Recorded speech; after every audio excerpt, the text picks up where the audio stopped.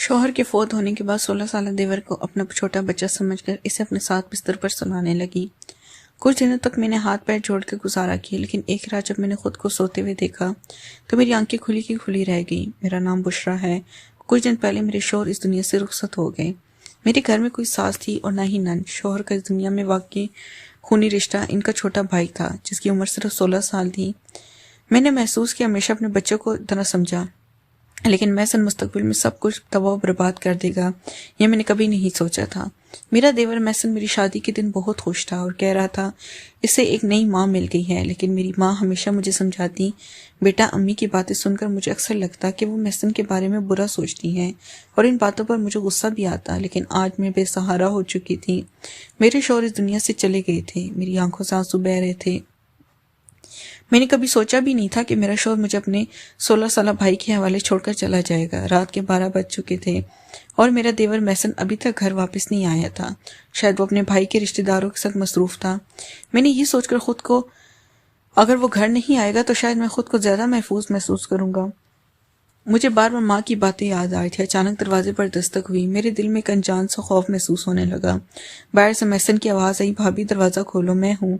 میں ہچکچاتے ہوئے دروازہ کھولا۔ آج مجھے گھر سنسان اور خالی لگ رہا تھا، جیسے میں کسی جنگل میں کھڑی ہوں۔ محسن مجھے چھوٹے سے بھیڑی کی مانند نظر آنے لگا۔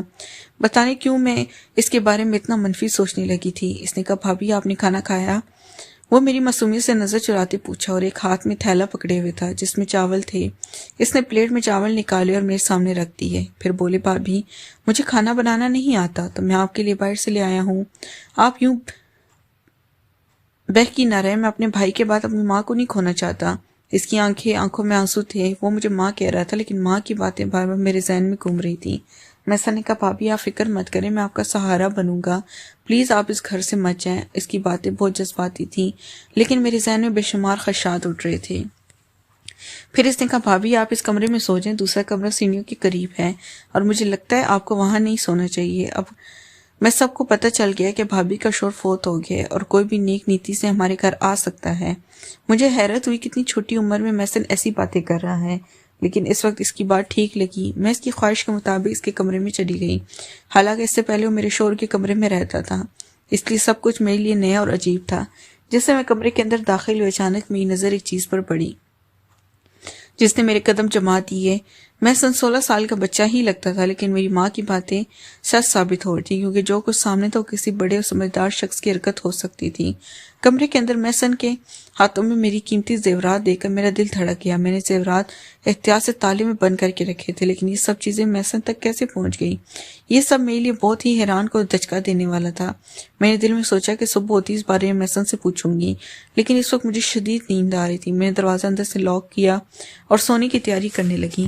پتہ نہیں کیوں مجھے بہت نیند آ رہی تھی، حالانکہ 2 دن سے مجھے اتنی نیند نہیں آئی تھی، لیکن آج مجھے ایسا لگ رہا تھا جیسے چاولوں کی وجہ سے میری آنکھوں پر نیند چھا گئی ہے۔ میں نے دل میں کہا کہ چاول کھانے سے نیند تو نہیں آئے گی، لیکن اتنا سوچنے کا موقع ہی نہیں ملا۔ جب میری آنکھوں صبح کے 10 بج رہے تھے، میں نے حیران رہ گئی کہ آج مجھے اتنی نیند کیسے آ گئی، حالانکہ 2 دن سے مجھے بالکل نیند نہیں آ رہی تھی، لیکن آج چاول کھانے کے بعد میری آنکھیں ایسے بند ہو گئی جیسے کسی نے شراب پلا دی ہو۔ میں حیران ہو رہی تھی کہ ایسے ہونا چاہیے نہیں تھا۔ پھر بار بار یہی خیال آ رہا تھا کہیں محسن سن چاولوں میں بے ہوشی کی دوا تو نہیں ملا رہی۔ پھر میرے دل میں سوچا کہ آخر محسن ایسے کیوں کرتا، اسے کیا ضرورت ہے ایسا کرنے کی۔ جب میں آنکھیں ملاتے ہوئے کمرے سے باہر نکلی تو میں نے محسن کچن میں چائے بناتے دیکھا۔ اسے دیکھا مجھے بہت برا لگا۔ اس نے پوچھا، بھابھی کیا آپ رات کو جلدی سو گئی تھی، آپ کو اچھی نیند آئی تھی؟ میں نے کہا تیز جواب دیا، ہاں مجھے بہت اچھی نیند آ گئی تھی۔ وہ فوراً بولا، تو کیوں نہ آئے؟ میں نے اپنے دوست کو بتایا میری بھابھی کو نیند نہیں آتی، تو اس نے کہا تم ان کے کھانے میں نیند کی گولیاں ملا دیا کرو، اس سے وہ آرام کریں گی، وہ سو جائیں گی۔ میں حیران رہ گئی، محسن اتنی خراب حرکت کیسے کر سکتا ہے؟ میں نے سختی سے کہا، تم تو ایسے کیسے سو سکتے ہو، تم انہیں بھابھی کو بے ہوش کرنا چاہتے تھے؟ وہ فوراً بولے، نہیں بھابھی میں تو آپ کو اچھی نیند دینا چاہتا تھا، دیکھیں آپ تازہ دم لگ رہی ہیں، یہ لیں چائے پی لیں۔ اس نے چائے میرے سامنے رکھی تو میں شک میں پڑ گئی۔ میں نے کہا تم نے اس میں بھی کچھ ملا دیا گیا؟ وہ فوراً بولا، اللہ کی قسم نہیں بھابھی، وہ تو میں نے آپ کی اچھی نیند کے لیے گولیاں ڈال دی تھیں۔ بھابھی اگر آپ کہیں تو یہ چائے میں خود تمہارے سامنے پی لیتا ہوں، بلکہ ہم دونوں آدھا آدھا پی لیتے ہیں۔